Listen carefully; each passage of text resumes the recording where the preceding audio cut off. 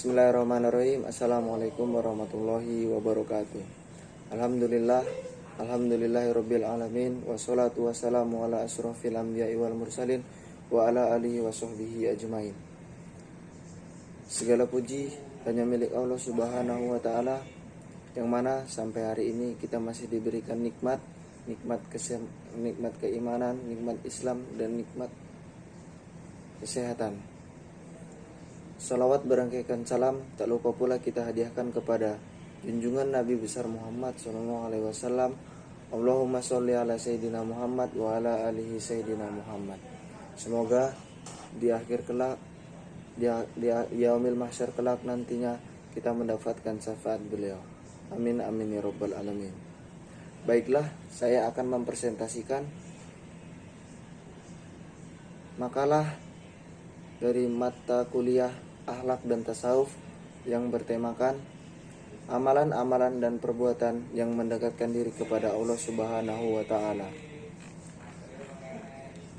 Adapun materi-materi yang akan saya bahas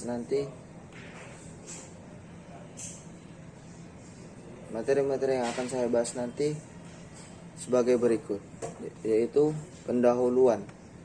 Adapun pendahuluan yaitu latar belakang, rumusan masalah, dan tujuan. Dan pembahasan yang kedua yaitu pengertian menjalankan perintahnya dan menjauhi larangannya sesuai dengan disyariatkan dalam Al-Quran dan As-Sunnah. Kadangkala dalam menjalani kehidupan keseharian, manusia tidak pernah luput dari permasalahan dan cobaan yang melanda hidup ini.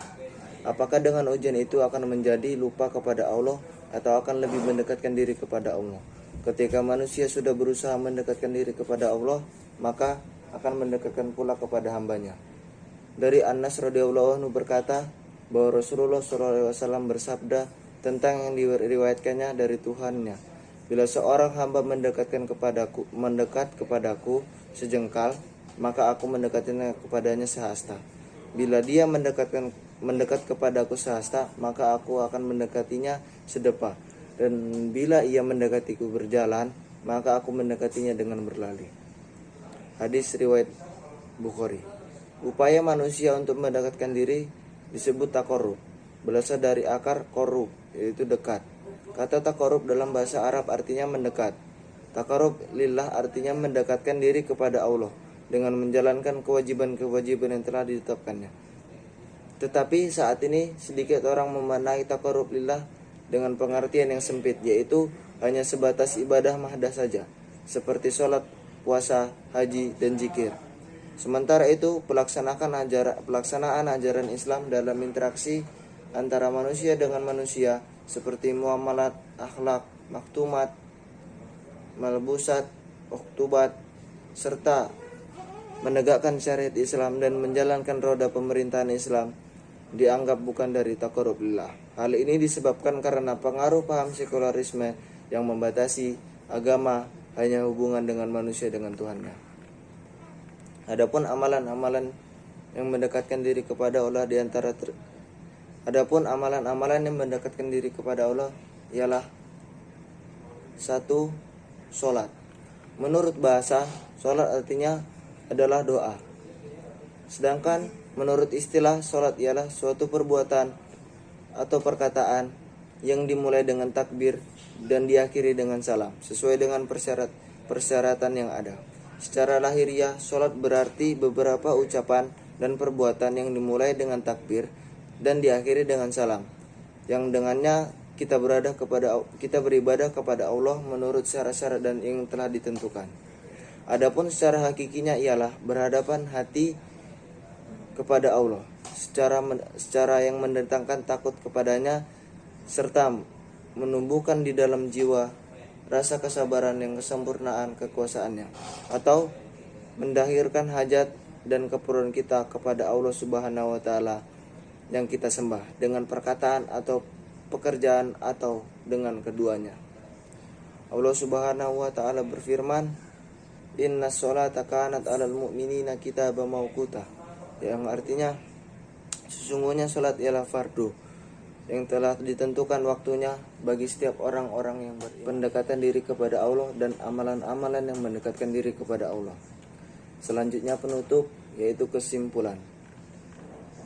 Baiklah, saya akan mulai bab yang materi pertama, yaitu latar belakang. Bagi setiap muslim, apalagi dai, berkewajiban untuk mendekatkan diri kepada Allah Subhanahu wa taala agar meraih kecintaannya. Dalam sebuah hadis qudsi yang disebutkan, pendekatan diri hambaku yang paling aku cintai adalah dengan sesuatu yang aku wajibkan padanya. Dan jika hambaku senantiasa mendekatkan dirinya dengan nafilah atau ibadah tambahan, sehingga aku mencintainya. Hadis riwayat Bukhari. Dalam hadis ini menunjukkan bahwa ibadah yang paling dicintai Allah Ta'ala adalah melaksanakan kewajiban. Kewajiban terdiri dari fardu ain dan fardu kifayah.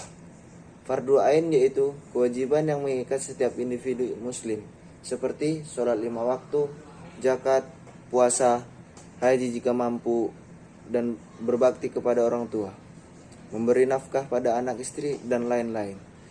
Sedangkan fardu kifayah yaitu kewajiban kolektif. Jika sudah dilakukan oleh orang lain, maka gugurlah kewajiban tersebut, seperti menyelenggarakan sholat jenazah, menuntut sebagian ilmu tertentu, dakwah, amar ma'ruf, nahi mungkar, iman. Yang kedua, sedekah. Sedekah dalam bahasa Arab yaitu sodakoh. Translasi adalah sedekah. Adalah pemberian orang muslim kepada orang lain secara sukarela dan ikhlas, tanpa dibatasi oleh waktu dan jumlah tertentu. Sedekah tidak hanya berarti mengeluarkan atau menyumbangkan harta, namun sedekah mencakup segala amal dan perbuatan baik dalam sebuah amal perbuatan baik. Dalam sebuah hadis digambarkan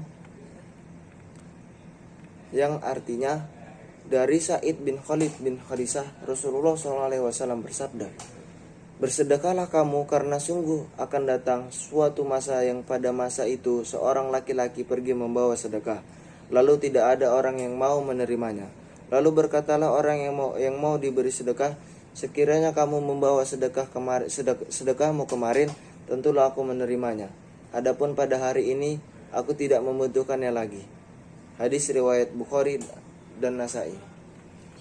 Definisi sedekah adalah dalam agama Islam ialah suatu pemberian yang diberikan oleh seorang muslim kepada orang lain secara spontan dan sukarela, tanpa dibatasi oleh waktu dan jumlah tertentu.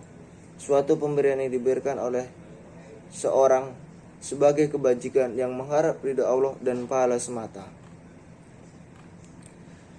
Yang ketiga yaitu berdoa.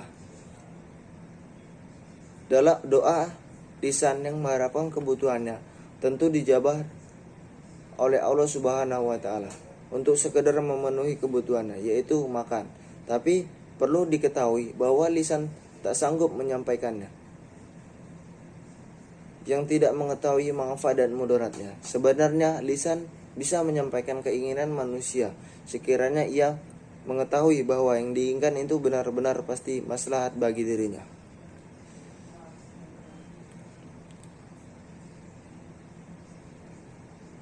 Allah Subhanahu wa taala berfirman yang artinya, "Sesungguhnya di antara hamba-hambaku ada orang yang tidak maslahat baginya kecuali kekayaan. Sekiranya aku belokkan ia pada selain itu, niscaya ia akan binasa.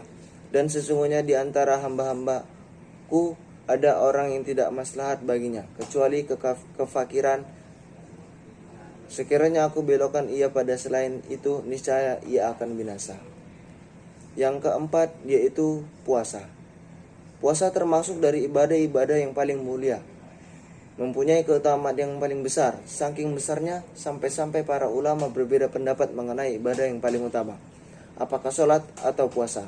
Hal itu karena semua amalan anak Adam yang dilipat gandakan maksimal yaitu 700 kali lipat kecuali puasa.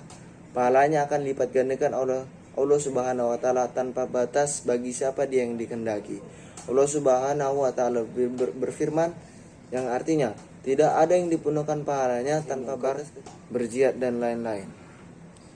Adapun rumus masalah yaitu apa pengertian pendekatan diri kepada Allah, dan apa-apa saja amalan-amalan yang mendekatkan diri kepada Allah. Dan adapun tujuan dari materi ini adalah untuk mengetahui dan mempelajari apa dan bagaimana sarana-sarana amalan-amalan yang bisa mendekatkan diri kepada Allah. Baiklah, untuk pembahasan kedua yaitu pengertian pendekatan diri kepada Allah Subhanahu wa taala. Pengertian pendekatan diri kepada Allah. Kedekatan manusia kepada Allah Subhanahu wa taala tidaklah muncul tiba-tiba, tetapi melalui proses, seperti hubungan antara dua orang manusia yang saling mencintai.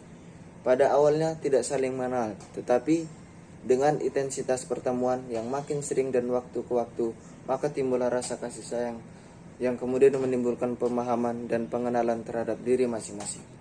Dan rasa kasih sayang timbul lambat laun akan menimbulkan rasa cinta. Ibarat dari pepatah, tak kenal maka tak sayang. Begitu pula apabila manusia ingin lebih mendekatkan diri kepada Allah, maka manusia harus belajar mengenal Allah. Dengan menjalankan perintah-perintahnya, maka manusia harus belajar mengenal Allah dengan menjalankan perintah-perintahnya. Tanpa batas kecuali bersabar, yang mengumpulkan 3 jenis kesabaran. Sabar dalam menjalankan perintah, sabar menjauhi kelarangan, dan sabar terhadap takdir yang menyusahkan berupa lapar dan haus. Puasa baik yang sunnah apalagi wajib juga adalah perisai yang bisa melindungi bahkan menjauhkan pelakunya dari api neraka sejauh 70 tahun. Sebagaimana dia juga melindungi dari semua bentuk maksiat dan kemungkaran. Karenanya sangat wajar kalau Allah Ta'ala mensyariatkan ibadah puasa ini bukan pada umat Islam, akan tetapi kepada semua umat sebelum Islam. Karena Allah Subhanahu wa Ta'ala ingin agar mereka mendapatkan keutamaannya. Puasa menurut bahasa ialah menahan. Allah Subhanahu wa Ta'ala berfirman yang artinya, sesungguhnya aku telah bernazar berpuasa untuk Tuhan yang Maha Pengasih, maka aku tidak berbicara dengan siapapun pada hari ini. Quran surah Maryam ayat 26. Dalil yang berlandaskan Al-Quran, Allah Subhanahu wa Ta'ala berfirman, A'udzubillahi minasyaitonirrajim, Bismillahirrahmanirrahim. Ya ayyuhalladzina amanu kutiba alaikumusiyam kama kutiba alal ladzina min qablikum la'allakum tattaqun. Yang artinya, hai orang-orang yang beriman, diwajibkan atas kamu berpuasa sebagaimana diwajibkan atas orang-orang sebelum kalian agar kamu bertakwa. Quran surah Al-Baqarah ayat 183. Baik, adapun materi pembahasan yang terakhir adalah kesimpulan. Kesimpulan, banyak cara yang dapat digunakan untuk taqarrub kepada Allah Subhanahu wa Ta'ala.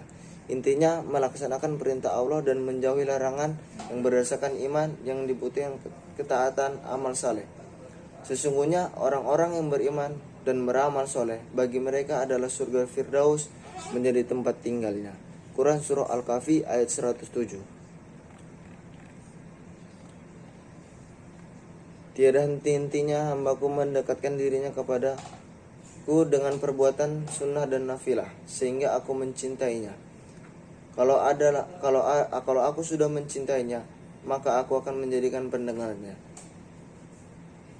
dan aku akan menjadi penglihatnya yang ia lihat, dan aku akan menjadi tangannya untuk yang ia pergunakan, dan aku menjadikan kakinya yang ia berjalan dengannya. Jika ia meminta kepadaku, niscaya aku akan kuberi apa yang ia minta, dan jika ia memohon perlindungan padaku, niscaya akan aku lindungi. Wallahu a'lam bishawab. Sekian presentasi yang dapat saya sampaikan untuk UAS mata kuliah Akhlak dan Tasawuf. Sekian, assalamualaikum warahmatullahi wabarakatuh.